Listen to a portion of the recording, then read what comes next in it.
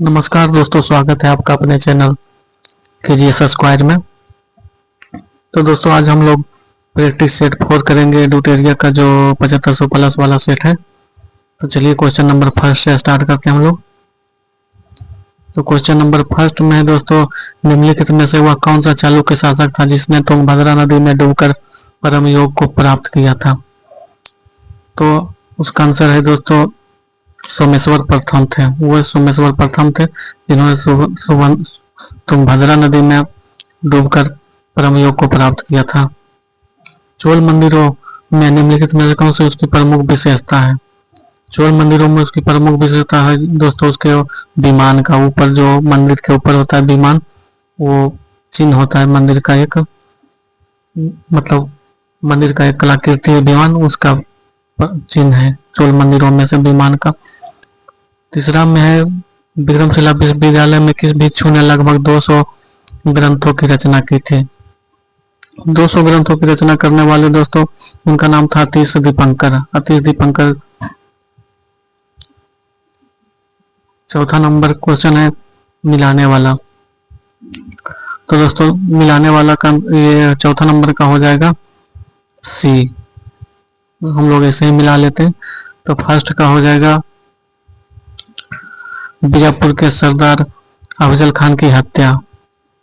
बीजापुर के सरदार अफजल खान की हत्या 1659 में हुआ था।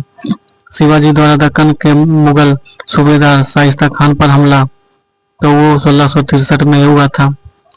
सूरत की पहली लूट, तो सूरत की पहली लूट 1664 को हुआ था। सूरत की दूसरी लूट हुआ था 1670 को। तो इसका आंसर सी है, मिला लीजिएगा। दोहरे गुंबद वाला भारत का पहला मकबरा कौन सा था। तो इसका आंसर हो जाएगा दोस्तों हुमायूं का मकबरा। दिल्ली सल्तनत में मजलिस एवं खलवत का अर्थ मंत्री परिषद होता था, जिसमें कौन शामिल नहीं था। तो इसमें दोस्तों सदरुस सुदूर नहीं था शामिल, क्योंकि सदरुस सुदूर का मतलब होता है, सदरुस सुदूर का मतलब होता है धार्मिक मामले का, और धर्म से रिलेटेड होता था सदरुस सुदूर, और दान उनके लिए आता था। तो ये मंत्री परिषद के अंतर्गत ये नहीं आता था। अगर इन सब की बात किया जाए तो दीवान इंसा, तो दीवान इंसा का काम था शाही फरमान, जो शाही पत्राचार हुआ करता था, फरमान लेके जाना, और सरकारी दस्तावेज जिसका काम था वो दीवान इंसा के अंतर्गत आता था। आरिज ए मोमलिक जो होता था वो सैन्य विभाग से संबंधित था। ये जो था आरिज ए मोमलिक सैन्य विभाग से था, सैन्य विभाग से। और आरिज ए मोमलिक सैन्य विभाग से।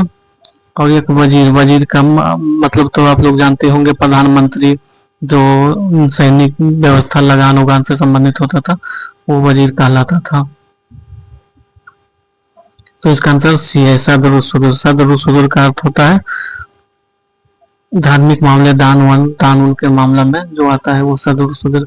चरक संहिता कितने अध्यायों एवं खंडों में विभाजित है। तो इसका आंसर हो जाएगा 120 अध्याय और 8 खंड में चरक संहिता विभाजित है दोस्तों। भील सेवा मंडल की स्थापना किसके द्वारा की गई थी। तो भील सेवा मंडल की स्थापना दोस्तों, भील सेवा मंडल की स्थापना किया गया था A.B. ठक्कर। A.B. ठक्कर यानी ठक्कर बापा हम लोग जिन्हें कहते हैं, ठक्कर बापा के नाम से प्रसिद्ध है। उन्हें भील सेवा मंडल की स्थापना उनके द्वारा किया गया था। उनका पूरा नाम है अमृतलाल विठल दास ठक्कर, यानी ये भी अमृतलाल विठल दास ठक्कर। इसका आंसर बी हो जाएगा। भील सेवा मंडल की स्थापना ठक्कर बापा यानी A.B. मंडल। 8 का आंसर होगा दोस्तों 1857 के विद्रोह के समय ब्रिटेन के प्रधानमंत्री पामस्टन था। ये सही है। 1857 के विद्रोह के समय भारत का गवर्नर जनरल लॉर्ड कैनिंग था। ये भी सही है। 1857 के विद्रोह के समय युद्ध संवाददाता W.H. रसूल था। ये भी सही है दोस्तों। इसका आंसर तीनों होगा, ये सही है तीनों। सारे जहां से था अच्छा है पुस्तक किसके द्वारा लिखा गया है। सारे जहां से था पुस्तक लिखा गया है मोहम्मद इकबाल के द्वारा। किसने कहा था कि साक्षरता अपने आप शिक्षा नहीं है, अपने आप में शिक्षा नहीं है। तो साक्षरता अपने आप में शिक्षा नहीं है, महात्मा गांधी के द्वारा कहा गया था दोस्तों। सीधी कार्रवाई दिवस यानी डायरेक्ट एक्शन डे। अभी फिल्म आई है दोस्तों, बंगाल फाइल, उसी पे है। और सीधी कार्रवाई दिवस, डायरेक्ट एक्शन डे तो मोहम्मद अली जिन्ना के द्वारा घोषणा किया गया था डायरेक्ट एक्शन डे को। भारत छोड़ो आंदोलन के दौरान उत्पन्न दंगे किस क्षेत्र से संबंधित सर्वाधिक व्यापक स्तर पर हुआ था? भारत छोड़ो आंदोलन का सर्वाधिक दंगा तो वो संयुक्त प्रांत था। वर्तमान में संयुक्त प्रांत जो अभी यूपी और उत्तराखंड का क्षेत्र संयुक्त प्रांत कहलाता था पहले। 24 जनवरी 1950 को, इसको 24 जनवरी को 1950 इसका नाम दे दिया गया था उत्तर प्रदेश। लेकिन फिर से 2000 में लोग दोनों राज्य अलग हो गया था। महात्मा गांधी की पुस्तक हिंद स्वराज 1909 में प्रकाशित लिखा गया था। हिंद स्वराज 1909। भारतीय दंड संहिता इंडियन पिनल कोड आईपीसी जो 1860 में अधिनियमित हुई, उसका मसौदा तैयार करने वाले आयोग की अध्यक्षता किया था तो वो मैकाले था दोस्तों, लॉर्ड मैकाले। भारतीय संविधान ने केंद्र सरकार की अधिशासी शक्तियों को किसमें निहित किया है? तो राष्ट्रपति के अंदर अंतर्निहित है ये सब शक्तियां। केंद्र सरकार की अधिशासी शक्तियां राष्ट्रपति में निहित है। भारत के संविधान में अंतर्राष्ट्रीय शांति एवं सुरक्षा का संवर्धन का उल्लेख कहाँ किया गया है? तो इसका आंसर हो जाएगा दोस्तों ये राज्य की नीति निदेशक तत्व में है। सुंगलू समिति की नियुक्ति प्रधानमंत्री द्वारा क्यों की गई थी? सुंगलू समिति की नियुक्ति हुआ था दोस्तों राष्ट्रमंडल खेलों के संचालन में भ्रष्टाचार के आरोपों की छानबीन के लिए। राष्ट्रमंडल से संबंधित था सुंगलू समिति। राष्ट्रमंडल में भ्रष्टाचार से एक साधारण विधेयक पर संसद के दोनों सदनों की सम्मिलित बैठक में मतदान हो सकता है। यदि एक सदन ने उसे बिना पारित किए अपने पास कितने महीने तक रख सकता है? तो इसका आंसर होगा 6 महीने तक ज्यादा से ज्यादा रख सकता है उसे। जनहित याचिका किसके द्वारा अभियोजित की जा सकती है? जनहित याचिका कोई भी व्यक्ति लगा सकता है दोस्तों, जिसका ये हो जाएगा। पंचायती राज संस्थाओं में अनुसूचित जाति व जनजाति आरक्षण की व्यवस्था किस अनुच्छेद में की गई है?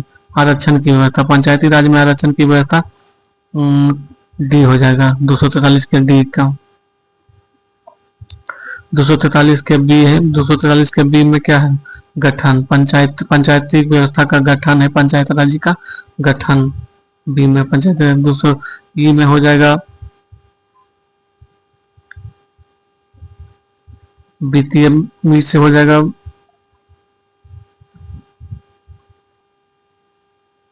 ई से हो जाएगा दोस्तों पंचायत की अवधि। 243 के ई में पंचायत की अवधि। 243 के जी में हो जाएगा दोस्तों पंचायत की शक्ति।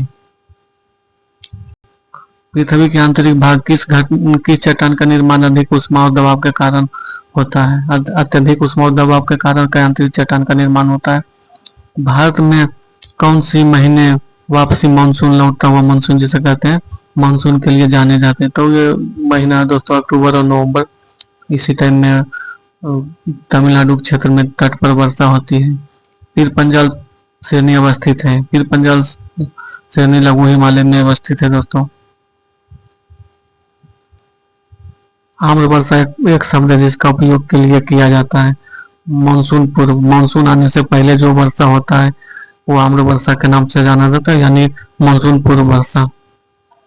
वह कौन सा आकाशीय पिंड है जो परिभ्रमण और परिक्रमण लगभग समान समयावधि में पूरा कर लेता है? तो वो दोस्तों आकाशीय पिंड अपना ही जो है प्राकृतिक सैटेलाइट है चंद्रमा, वही उपग्रह। यही जो है भ्रमण और परिक्रमण एक समय में समान समयावधि में पूरा कर लेता है।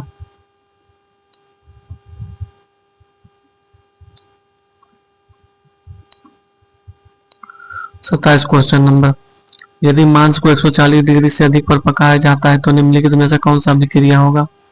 तो इसका आंसर है दोस्तों मेलार्ड अभिक्रिया। निम्नलिखित में से किस विद्युत चुम्बकीय तरंग में सबसे अधिक आवृत्ति होती है? किस विद्युत चुम्बकीय तरंग में सबसे अधिक आवृत्ति होती है? तो ये गामा होगा दोस्तों।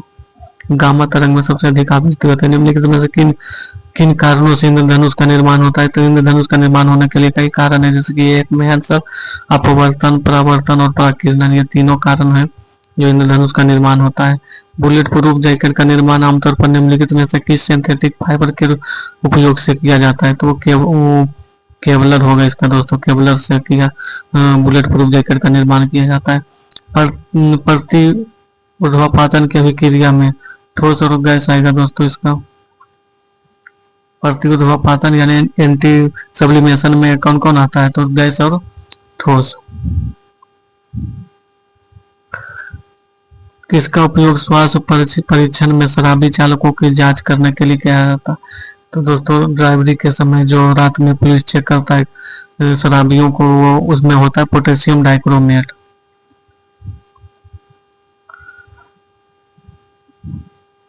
32 क्वेश्चन नंबर का पोटेशियम डाइक्रोमेट। ब्रूसेलोसिस नामक बीमारी किसके कारण होता है? ब्रूसेलोसिस बीमारी जीवाणु के कारण होता है। एक सामान्य वयस्क मानव शरीर में लगभग कितना ग्राम मैग्नीशियम होता है? तो सामान्य वयस्क मानव में लगभग 25 ग्राम मैग्नीशियम की उपलब्धता होती है। सूक्ष्म जीव मृत पौधे किसके उत्पादन करने के लिए कार्य करते हैं? सूक्ष्म जीव ह्यूमस का उत्पादन करता है दोस्तों। अमीबा में भोजन का पाचन निम्नलिखित में से किसमें होता है? भोजन रसधानी में, इसका आंसर हो अमीबा में भोजन का पाचन भोजन रसधानी में होता है। जल के पुनःअवशोषण में किस हार्मोन की भूमिका सर्वाधिक होती है? जल के पुनःअवशोषण में तो इसका आंसर हो जाएगा वैसोप्रेसिन जल के पुनःअवशोषण में